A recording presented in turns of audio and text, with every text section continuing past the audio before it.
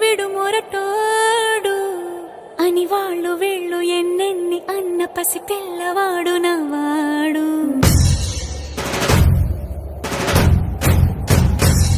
విడు ముండోడు అని ఊరు వాడ అనుకున్న గాని మహారాజు నాకు నవ్వాడు.